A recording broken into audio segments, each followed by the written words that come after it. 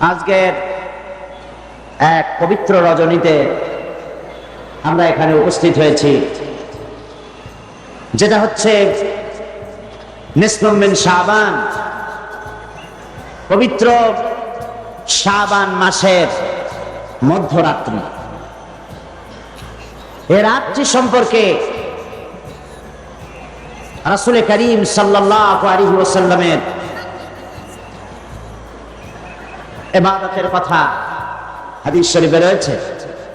হযরত আয়েশা সিদ্দিকা রাদিয়াল্লাহু তাআলা আনহা তিনি বর্ণনা করেছেন, আমি ঘুমের থেকে জেগে রাসূল করিম সাল্লাল্লাহু আলাইহি ওয়াসাল্লামকে আমার কাছে পাইনি, খুঁজে খুঁজে তাকে পেলাম, তিনি সেজদায় পড়ে কাঁদছেন। এক বর্ণনায় এসেছে তাকে পেয়েছি সেজদায় পড়ে কাঁদছিলেন, আর এক বর্ণনায় এসেছে তাকে জান্নাতুল বাকিতে পাওয়া গেল। প্রশ্ন করা হলো, হে রাসূল, আপনি কাঁদছেন এবং দীর্ঘক্ষণ সেজদায় পড়ে আছেন। রাসূল সাল্লাল্লাহু আলাইহি ওয়াসাল্লাম বলছেন, তুমি জানো না এটা হচ্ছে নিসফুম মিন শাবান, এটা হচ্ছে শাবানের মধ্যরাত্রি। অর্থাৎ এটা থেকেই রমজান মুবারকের প্রস্তুতি পর্ব শুরু হয়। রাসূল করিম সাল্লাল্লাহু আলাইহি ওয়াসাল্লাম এই রাত থেকেই রমজান মুবারকের প্রস্তুতি গ্রহণ করতেন। ইসলামের মধ্যে সবচেয়ে শ্রেষ্ঠ রজনী হচ্ছে লাইলাতুল কদর। শবে বরাতকে লাইলাতুল কদরের সমপর্যায়ের নেওয়া গুমরাহি। লাইলাতুল কদর হচ্ছে ইসলামের সবচেয়ে শ্রেষ্ঠ রজনী, যে রাতটা হচ্ছে আল্লাহ পাকের কাছে অত্যন্ত পবিত্র, যে রাতটি হচ্ছে খায়রুম মিন আলফি শাহর, সেটা হচ্ছে লাইলাতুল কদর, লাইলাতুল মুবারাক।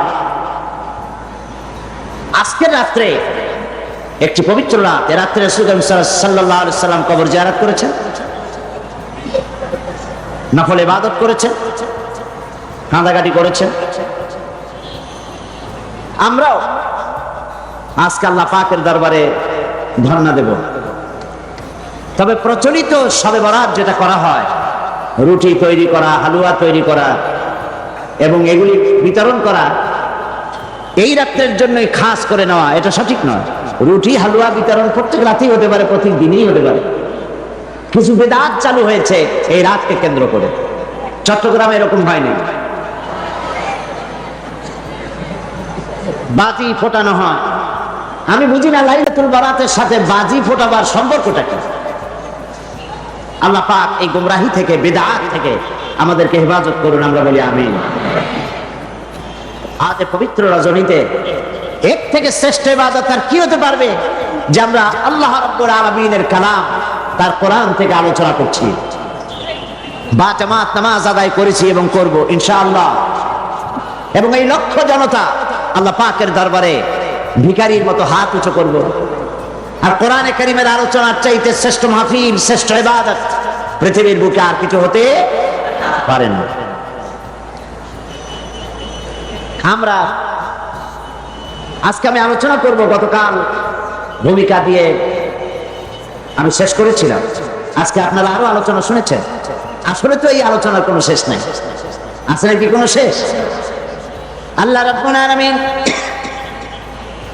কোরআনে কারীমের ভিতরে বলেছেন, কুল্লাহু কানাল বাহরু মিদাদান লিকালিমাতি রাব্বি লানাফিদাল বাহরু ক্বাবলা আন তানফাদা কালিমাতু রাব্বি ওয়ালাউ জিনা বিমিসলিহি মাদাদা।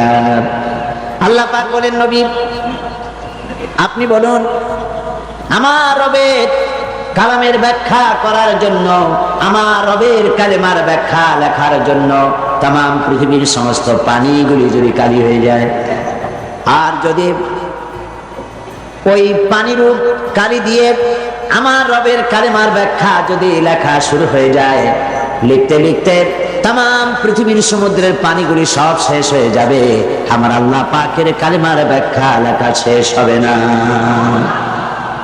হচ্ছে সেই কালামের রব্বানি। যুগ যুগ ধরে লোকেরা শুনবে, শেষ নাই। এত শোনার পরেও কাঙ্ক্ষিত মানের অগ্রগতি উন্নতি আমাদের হচ্ছে কি? কথা বুঝেন নাই বোঝেন? হচ্ছে না। যে পরিমাণ শুনছি সেই পরিমাণ আমল আমাদের মধ্যে হচ্ছে না। এ কথাটা ঠিক কিনা? এই মাহফিল আজ, এই লাইলাতুল, এই পবিত্র রাত্রে এত লোকের উপস্থিতি হয়েছে, নারী পুরুষ। একজন লোক কি বলতে পারবেন যে জীবনে আমি কোনো ওয়াজি শুনি নাই, কোনো তাফসীর আমি জীবনে শুনি নাই? পারবেন কেউ বলতে? পারবেন না। প্রত্যেক ব্যক্তি শুনেছেন। কেউ 10টা শুনেছেন, কেউ 20টা শুনেছেন, কেউ 100টা শুনেছেন।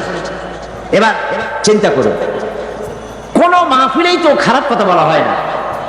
হাক্কানি আলেম যারা, হাক্কানি ওলামা, হাক্কানি পীর মাশায়েখ যারা, তারা সবসময় কোরআন হাদিস ভিত্তিক কথা বলেন। কোন মাহফিলে বলা হয় না যে চুরি করবেন অনেক সওয়াব পাবেন,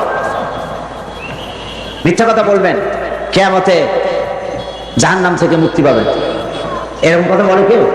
ওজনে কম দিবেন, ব্যবসায় ভালো বরকত হবে, কেউ বলে এমন কথা?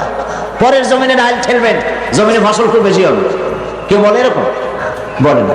সব জায়গায় বলা হয় মিথ্যা পরিত্যাগ করুন, গীবত করবেন না, অহংকার করবেন না, ওজনে কম দিবেন না, জিনা করবেন না, মদ পান করবেন না, সুদ ঘুষের কাছে যাবেন না, বিবিকে পর্দায় রাখবেন। এইসব কথাই তো মেনলি বলা হয়, নাকি বলে? আচ্ছা, জীবনে যদি কেউ 10টি মাহফিল শুনে থাকেন আর প্রত্যেকটি মাহফিল থেকে একটি করে ভালো কথা, কোরআন হাদিসের একটি করে কথা যদি আমরা জীবনে ধারণ করতাম, তাহলে 10টি ভালো কথা জীবনে ধারণ করা হতো, ঠিক কিনা? তাহলে আমাদের জীবনটা খারাপ হইতো না আরো সুন্দর হইতো? তাহলে কি বোঝা যাচ্ছে? আমরা যা শুনি পরিপূর্ণভাবে আমল করি না। গলতটা কোথায়? মুসলমানের সংখ্যা তো এখন কম না। এই মুসলমান এক সময় সংখ্যায় খুবই কম ছিল।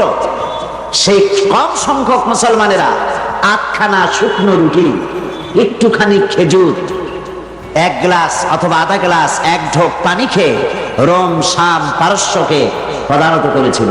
এটা ঠিক কিনা? অর্ধেকটা পৃথিবী মুসলমানদের পায়ের তলে আসছিল, কথা ঠিক কিনা? আর সেই মুসলমানদের সংখ্যা এখন 130 কোটি পার হয়ে গেছে। কিন্তু আজ মুসলমানের সেই মর্যাদা আছে কি? না, সেই মর্যাদা নাই। পৃথিবীতে মুসলমানেরা সবচাইতে নির্যাতিত, অবহেলিত, নিগৃহীত।